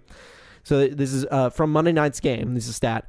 The Giants played 2 high safeties on 33 of Patrick Mahomes' 48 passes. Film room, Steven. Here we go. Night. Mahomes has thrown 209 passes against 2 high safeties this season, which is 49 more than any other quarterback. So I think they figured out Mahomes a little bit here. He has 5 touchdowns and 6 interceptions against those coverages. So he has more interceptions than he does touchdowns against two deep safeties. That puts a lot of pressure on the quarterback. It does, for sure. Everybody thought that it was going to be Lamar Jackson that the NFL was going to figure out. It doesn't look like that kind of seems like they figured out Mahomes. They kind in of a way. like Ricky pointed out, they need a run game because they can't. They're two Mahomes or bust. They're Yeah. they're boom or bust, similar to the Bengals. You know, they need those big plays to be able to get them going. And, they just and can't don't do get it. me wrong, the Ravens and Lamar Jackson are too. I mean, they're Lamar Jackson or bust too. So That's I mean, very true. it's those are two teams that lean on their quarterback to do a lot for their team. And in fairness, you know, Patrick Mahomes, the cover of 2 Maddens back-to-back years. Madden He went- curse? Yeah. The Madden curse, yeah. And he went 2 years without Yeah. it. So, you know, that probably has something to do with it, you know. That's very true. Man, EA, get out of Patrick Mahomes' face, man. Come on. Well, let's move on to curses broken. The curse is broken. Cole alluded to it in his champagne, but we got to just talk about it. We Oh, got to yeah. have You can't we not got to talk have about some this, conversation yeah. about it. The Braves, they win Game 6 last night in a throttle of this Astros team that is so good, you know, and the Braves win. I don't know if I was reading all the ESPN articles and everything like that before the World Series began. I think one of their 13 panelists picked the Braves to win this series. All the other had the Astros in 5 or 6. So just the Braves. Not many people thought the Braves would win the series. The Braves beat 2 100-plus win teams, or I think the 98 wins in the Bucks, or not the Bucks, the Brewers. Oh, yeah. Sorry, I was going basketball there. I was wondering. I was like, 98 wins in basketball? That's a No, lot. yeah, and the Braves beat them. No, and then The Braves beat them, too. Yeah, and then of course they beat the 106-win Dodgers, and then they Yeah. beat this Astros team that is supposed to be the best offense ever in baseball, and the Braves pitchers just kind of shut them down the whole series. They did. They did. And you have Max Fried throwing 6 shutout innings last night, which is just crazy good for that Astros lineup. You know, and you've seen Snicker kind of go against the grain here because, especially with Dusty Baker and the Astros, they seem to be pulling starting pitchers quicker and quicker. They don't like for a lineup to see them 3 times in a row. Right, yeah. Brian Snicker kind of played this series the whole time just by feel because, you know, of Ian Anderson throwing a no-hitter a few games ago, and he pulls him. Like, I mean, how many times do you see a no-hitter from a pitcher and him being pulled? No. Look, this team was not supposed to be here. Let's just go ahead and call it like it is. I mean, this is a team that dropped their first 4 games, lost their all-star Acuna midway through the season, and they were below 500 in August, guys. And faced 50-1 odds to win the World Series. This team was not supposed to be here. I have so many stats. Keep talking because I have like 32 It is stats just I'm crazy. gonna I mean, of course, it's their 4th championship overall, their first since 1995. And, of course, guys like me, I mean, I was born in 1995, so literally my entire lifetime have never seen a very relevant Braves team. Well, the Braves are kind of crazy because they've been to the postseason so much. It's not one of those teams where it's like they just haven't been back. They've been sucky. They just can never They've win been the heartbreak. series. They've been heartbreak after heartbreak after heartbreak. I think they Every had time. 16 postseason appearances since that World Series, which is just crazy for a team. You said it, Steven. I think this has really just crushed that narrative that has haunted Atlanta Kill the sports narrative. for years and years. I think this championship right here, finally does it. I don't think you could say it anymore. You can't say they're pulling an Atlanta or they're pulling a Braves or they're doing anything like that. It's over. You can't say it anymore. Did you see everybody was saying like the Atlanta curse is finally broken? Like this breaks the Atlanta curse, and then some people were like, "Well, 2018 they won the MLS Cup." No. Shout out to Matt Landrum The for Atlanta United. arguing tooth and nail with me that the Atlanta United was what broke the curse. Come on. Nobody this agrees. Broke the This curse. broke the curse. This Yeah, nobody broke the agrees. curse for sure. So I got some stats. I'm going to read out a bunch of stats for you, featuring mostly Freddie Freeman, who I have his jersey on right now. Did anybody deserve that championship more than Freddie Oh my! Freeman? He's been with that team for 12 years and just gone through the struggle, gone Such through a the good break, guy. gone through the good team No that one was deserved it 12 more years than him. ago, breakdown, and then back again for the good teams. So Freddie Freeman homered 5 times this postseason. He tied Fred McGriff for the most by Braves player in a single season. He has 11 RBIs in 16 games. And he had, I think, after entering October with 9 career RBIs in 26 postseason games. So he had more Incredible. RBIs in this postseason Incredible. run than anything. Yeah. Max Fried's the first pitcher since, listen to this name, Brett Soberhagen. Soberhagen. What a name. In 1985 with 6 scoreless Sounds innings like a bad pitched joke. and 0 walks. We talked about them being bad at the beginning of the season. 44. Are you giggling? Yeah. That was funny.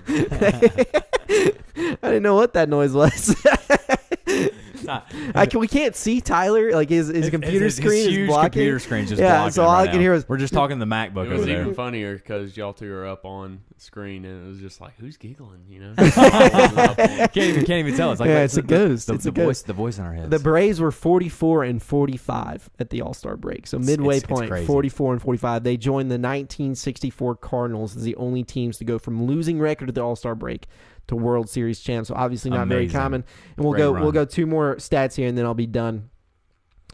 The Braves' midseason acquisitions were crucial, obviously. That's been talked about. I don't think we need to talk about Jorge it. They've been- Soler, obviously the MVP for the World so Series. they have the first team to have an LCS MVP and a World Series MVP to play for a different team in the same season. Of course, Eddie Rosario wins the NLCS MVP.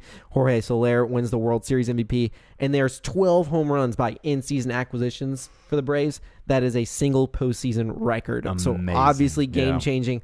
Last stat here, Freddie Freeman is the 4th player in Braves history to win both MVP and a World Series title. The other 3 are in the Hall of Fame. They are Hank Aaron, Chipper and Jones, undoubtedly, I mean, come on, guys. and Johnny Freddie Evers. Freeman is probably in the Hall of Fame, right? Oh, he's a lock. I mean, lock for the Hall of Fame. He's got an MVP. No doubt. He's got, I don't think he has a batting title, but he's a career over 300 batting hitter. He's won several Gold Gloves. He's won a few Silver Sluggers. I mean, he's Interesting conversation that we can kind of wrap this Braves talk up with. Where does Freeman rank in the all-time Braves list? Is he top 10 Brave? Gosh. I mean, he's not ahead of Chipper Jones, is he? No. No. You have not in Chipper. accolades. You have Chipper. You have Hank Aaron, right? Hank Aaron. John Smoltz.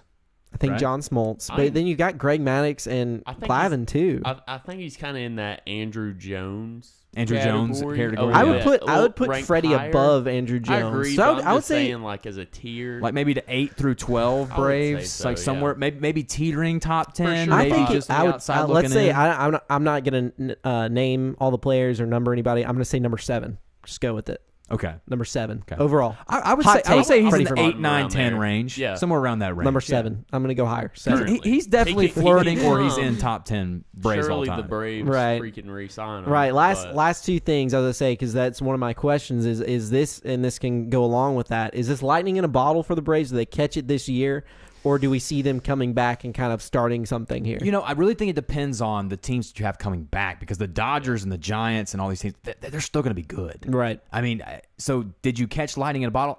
I don't know if you necessarily caught lightning in a bottle. I think that Braves just took advantage of a situation and they got those. Now, here's the big question.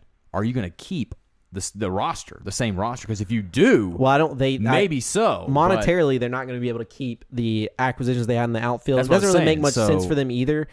The good news for the Braves is that they have Max Fried and Ian Anderson, who are both young, obviously stud pitchers. Acuna's They have young. Charlie Morton for another Right. season. He's supposed to be back by spring training.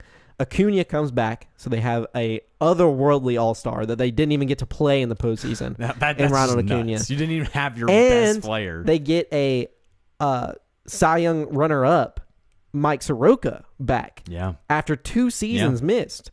So then you have a 4 aces that you can actually pitch if Mike Soroka's back to where he was. And Ian Anderson, Max Fried, Charlie Morton, and Mike Soroka. Hey, So I'm pumped, and you know the Braves get the win, they get the World Series, so that's a great start to the week and whatnot of sports.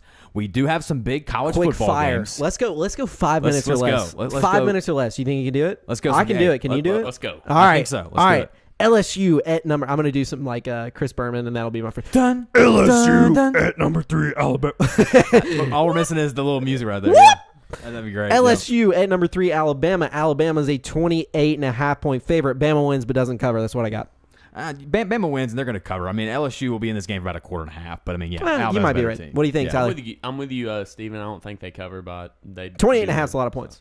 I agree. It's over 4 touchdowns. Steven, you said that before. That's I like to say that a lot. Number what? Number 12. Number 12, Auburn at number 13, Texas A&M. A&M is a 4.5 point favorite. I got Auburn outright. Really? Auburn outright. I don't. I think coming off the bye week, they're fresh. Texas A&M's going to win this game, and they'll cover. Yeah, I like Texas A&M. In this Auburn game. did just run the gauntlet like we talked about, but Auburn looks Texas like the A&M's better team. Texas A&M's defense is really good. Come on. Auburn's defense is really good. On the road, though. All right, so we didn't have very many big games to pick from, but I thought this game was interesting because we get the return a little bit here. Liberty at number 15, Ole Miss. Ole Miss is a 9.5-point favorite. This is, of course, the return of Hugh Freeze. Look, there's going to be a lot of offense in this game, but come on, Malik Willis is probably a top draft pick for a reason. They're going to put up some points, but Ole Miss is the better team, so I got Ole Miss. Ole Miss. Yeah. Ole Miss They'll cover. Yeah. Ole Miss cover. Wow, we're all in agreement. That's scary. Next game, we have La Tech. UAB is obviously coming off a bye. La Tech at UAB. UAB is 9.5-point favorite. UAB needs to win out to continue their run in Conference USA. I will say that they get back on track for the bye week. UAB covers. I'm picking UAB, but I do not think they cover. I am not confident about this game at all. I'm not confident about UAB at all anymore. I mean, can you be after that Rice game? Yeah, it's hard to be after that Rice game. We'll just see. Tyler? UAB by a field goal. Yep. UAB by No field cover. goal. So UAB wins. UAB wins. No cover. No I got cover. UAB covering. I say they're back on track after that bye week. It's faith, you know. Faith. Tennessee. Sorry, I forgot to do it. What? That was a good one. That was a good one. That was that a good came from one. deep. Tennessee. We just talked about it. We talked about them a lot. We talked about Kentucky a lot. We didn't touch on Tennessee, though, who is pretty good for Tennessee this year. Sneaky good. Sneaky good. Tough out. Yeah, tough out. Yeah. Tennessee at number 18, Kentucky. Kentucky is a 1-point favorite, basically a pick 'em. I like Kentucky. I like Kentucky too, but this will not be an easy one. Tennessee will give them all they want. I like the Cats, but not by much. This is a Tyler Less Picks than one? game. Get back to me later. Less than one. Yeah, that's good. That's good. All right. Tyler Picks game. We'll What? come back to you, Tyler. Yeah, come back. Okay. Now we'll move on to the NFL. Week 9 of the NFL. We have a big game for the podcast here coming up. Falcons at the Saints. Now, worm burner. I looked this game up, I believe, Monday, and I don't know if Jameis was confirmed torn ACL. And Michael Thomas, don't know if he was confirmed out. So the line might have changed, so bear with me, It might people. change. Yeah. Falcons at the Saints. It could change also if Taysom Hill is available to be quarterback instead of Travis. That's true. Line So, could change a lot, but right now what I have written down is New Orleans -6. Yeah. Saints cover. Falcons are bad, man. Yeah, the Falcons are a mess right now, and the Saints are the better team. If Taysom Hill starts, Taysom Hill actually has gave the Falcons nightmares. Yeah, He's he actually has. been really good don't against the doubt Falcons. So, especially if Taysom Hill starts, I got him covering too. It's at home. So yeah, Saints. New Orleans covers. Falcons are notoriously very bad in that dome too. Oh, Very a bad. lot of teams are, Steven. Don't That's feel bad. true, A but lot I of mean, teams like- are. If the GOAT Tom Brady's bad in there, it's okay. Titans at the Rams. I believe this was also before Derrick Henry was confirmed out for the season, so the line might have changed a little bit, might have gone up, but I don't know if it does much. Titans at the Rams. The Rams are 7.5-point favorites right now. Titans have been kind of on a run here lately. First week without Derrick Henry, though. They're gonna Against a struggle. really good Rams team. It's a Your really Super good Bowl Rams pick, too. team. Did I have them winning or just playing? I couldn't remember. I think I have the Rams. I think you winning. have them winning, beating the I think Bills. I do too. Yeah. I think I do too. I know I have the Bills and the Rams, but I think I have them I winning. think you have the Rams winning. I'll go Rams. I'll go Rams cover. I got Rams covering too, no doubt. Tyler? So, 7.5 is a lot of points. I think the Titans actually cover. I think But Ryan Rams win? Tannehill has a great game. So Okay. I'm actually But gonna look Rams this win. game up Yes, real Cole. quick because I know this line has changed because Aaron Rodgers is out. Of Oh, course. Yeah, no, the Chiefs are probably the favorite. In this one now. So it was a pick'em earlier this week. That was before the Aaron Rodgers news. Kansas City is now 7.5-point favorites. Ooh, that's interesting. So That's interesting. Packers are at the Chiefs at the 3:25 time slot on Sunday. The Chiefs are 7.5-point favorites. I like the Chiefs to win, but not to cover because they do I'm not with like you. to cover. I'm with you. I think Jordan Love and the Packers will give them a close game. I don't like that. I don't like this Chiefs defense at all. So I got Yeah, Chiefs winning, but the Packers cover. I like Chiefs winning and covering. Ooh, So- okay. Spicy. I think if you wanted the Chiefs to start covering, you would have to have them cover Monday night. Yeah. Browns at the Bengals. The Bengals are 3-point favorites. I like the it's really like the lesser of two evils. Which one? I mean, which one you want to pick? I like the Bengals right now. The team I that just mean, lost even- to the Jets, They or lost the to team the Jets. that has all the. They lost to the Jets. Their defense looked bad. Obviously, Mike White tore them up, but I like the Bengals. I don't like 2.5-point favorite. I Moved don't to like 2.5. either of these teams, and it's making it a little bit tougher for me to pick the Bengals from what they had last week against the Jets. I'm going to take Cleveland just because they are probably the tougher team, I think, as far as running the football and playing defense. I like Cleveland with the upset on the road. Now we talked about this team a lot. Oh, Tyler, did you already pick? No, he did No, not. not yet. Oh, sorry. I like the Browns in this game to upset them. Even though there's a lot of noise within that program and the OBJ thing going on, I like them to overcome it. I do too. I like do it. too. I like it. We talked about this team a lot. The Patriots at the Panthers. The Panthers coming off a Huge win against the Falcons. Huge win. Just kidding. The Patriots. Monumental upset. The Patriots do come off a big win against the Chargers against a good Chargers team. The Patriots are 3.5-point favorites. What you got? You know, I think the Patriots will play very conservative as they always do, but they'll take advantage of this quarterback, whichever one's back there, Darnold or Walker. Yeah, the Patriots will win and cover. I mean, yeah, the Panthers they'll figure it out, but the Patriots defense is just too good. I as well like the Patriots to win and cover. They seem to get their run. They seem to have their run game well in hand, and they're kind of opening up the offense for Mac Jones, giving a little bit more trust week to week. Yeah. Letting him pass down the field more and more. He's slowly giving those reins. And obviously the stats aren't going to be the same with completion percentage because he's not doing dink and dunk, but you're opening up more room for your offense to grow. And so the running game. I think the Patriots, again, we've talked about them several times. Yeah. I mean, the Patriots, sneaky good, tough out. Very sneaky. You want to talk about sneaky?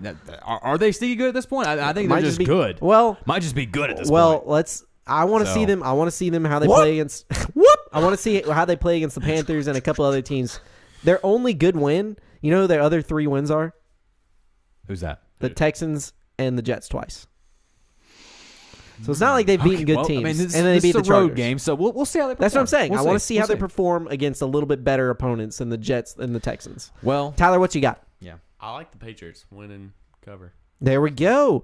Well, speaking of bad calls, Cole, what's up with your doghouse, man? It's been rough. We dropped to 3-5 on the year, guys. Texas could not pull it out against Baylor, so we took a little bit of an L. Despite the good start, they just could not get the upset in Waco. Our doghouse this week features the dogs themselves, the Mississippi State Bulldogs. Hey. State quarterback Will Rogers is having a great season so far. 75% completion percentage right now, Steven. Not to be outshined is the Bulldogs' defense, though. 5th best rush defense in the nation. They will need all that against this rushing attack from the Hogs. I got MSU going and upsetting Arkansas in Fayetteville if MSU has allowed less than 300 yards in 3 of their last 4 games. The only one, the loss to Alabama. So I'm just saying, Mississippi State, obviously the committee likes them. They're 17th ranking in the college football playoff ranking. So I got the Bulldogs. We'll try and bounce back. Hail State is in the doghouse, Mikey Leach. Mikey Leach, the Pirates. He might SEC Coach of the Year if he wins out. Okay, now you're getting kind of ridiculous with the amount of candidates you're throwing out here, Steven. I mean, only one guy can win the trophy, Steven. Only one guy. That's the point, Cole. All right, so I've changed the name. It's now Steven's Statastic Quiz. You guys are welcome. Quiz. Because it's Statastic. I can't cheat today. I'm not close Thank enough God. to you. I can't Finally. cheat. That's why he's been winning, Tyler. Just want you to know that. You would be winning if it wasn't for Cole cheating. I cheat and I still get them wrong, though. That's the sad part. I'll cheat and I don't remember the answer. What you got for us, Steve? All right, so I've got 2 for y'all today. For the third time, we talked about the playoff committee's rankings a lot today. For the third time, the top 2 teams in the college football playoff rankings are from the same conference. Can you name the other 3 times it's happened? Or the other 2 times it's happened?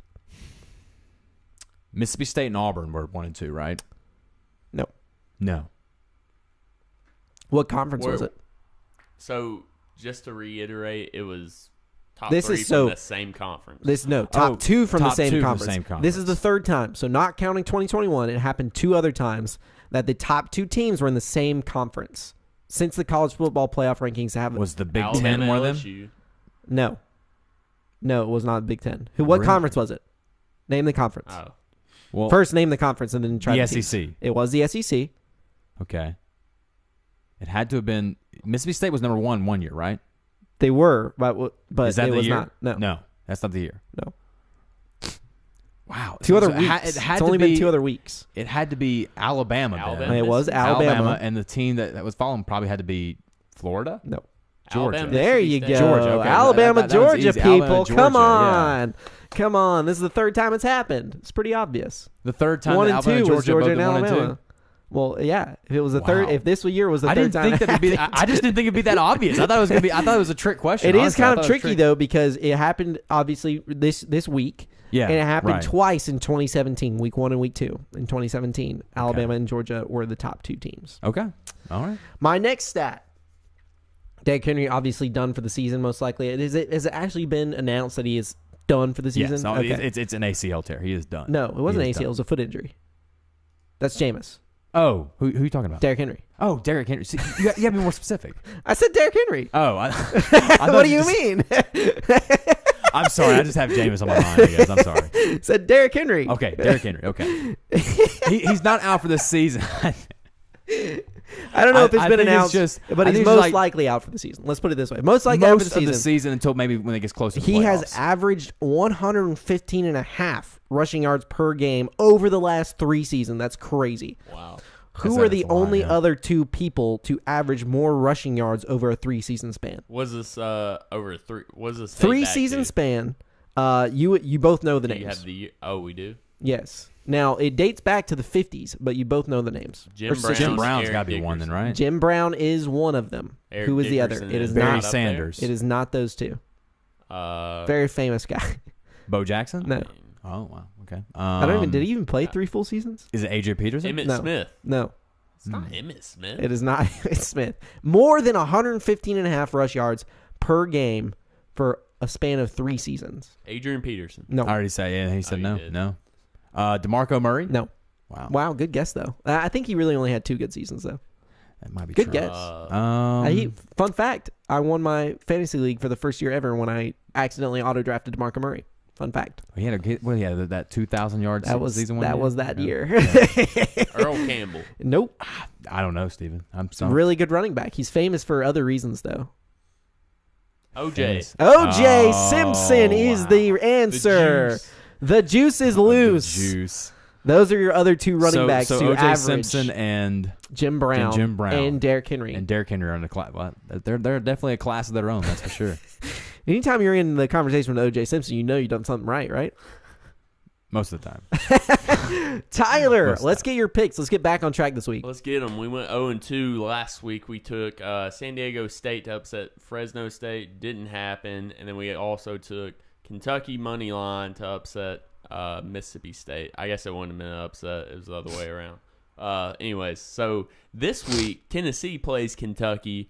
So we are going to fade Kentucky.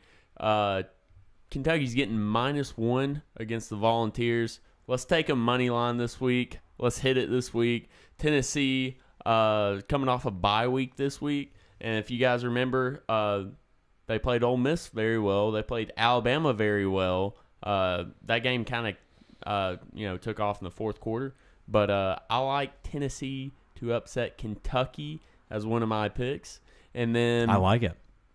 The other game that I'm thinking was your doghouse last week, Cole. Yes. The Texas. Yeah, Texas, and they didn't pull it off, right? No, you know they who didn't. is going to pull it off? Baylor. Baylor.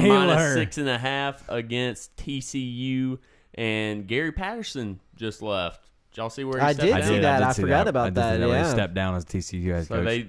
they parted ways. So I don't know what's going on there or anything. But Is that like 20 years he's been the head coach? He's been there for a long time. Long time. A long Could he be time. pursuing other opportunities? No. I mean, Well, TCU's been really bad. Yeah. Last couple of years. Pretty bad. They have been. And Baylor averaging 234 rushing yards per game. I believe this is the 2nd or 3rd time that I've taken them in my picks, and I've gone undefeated when I do pick them. There we So, go. Has not lost picking the Bears. Stick with it. Stick- if it ain't it's broke, don't not fix broke, it. That's don't what he fix talks it. about, right? If it ain't broke, don't fix it. What a show, guys! What It's a been great show. It has been It's a hump day. great Happy show. hump day, people. It has been awesome. The we- Braves, we bridge you Braves through- are World Series champs. I mean, it's just it, it still has not we don't hit me talk yet. about it enough, guys. We need more praise. We bridge people through the week. Yes. You might get down in dumps on the Wednesdays, but it's hump day, and your under review is here to save your hump You day. got that right. I love it. When you I think love it. hump day, you think of under review. Do you? I do. Hey, Carl. Guess what? Who doesn't? Hump day. Yeah. It's When you- under review. When you think of those 2 words, hump and under. Oh gosh, we need to get out of here. We need to get out of here, guys. Thank you so much for joining us. If you've been listening to us on the live Follow stream, us on social media, people. I've please been begging. make sure you do. Yeah, and we appreciate for their all sake, your support. For Yeah. their sake, follow us on social media. They may never hear the end of it if you don't follow us on social media. No, you will not. Stephen is going to harp us tooth and nail if we do not like. But and to our subscribe, loyal share. listeners, we love you. Shout out Logan. Shout out Matthew. Shout out Michael. Shout out Ricky Dixon. Shout out Jeff somewhere. Yes. Thank you so much, Ricky Dixon, for joining us on the show. We will be back with you guys next week. Thank you so much again for joining us. And listen to our podcast. Go this download has been it. Under Review. Go download it. Leave us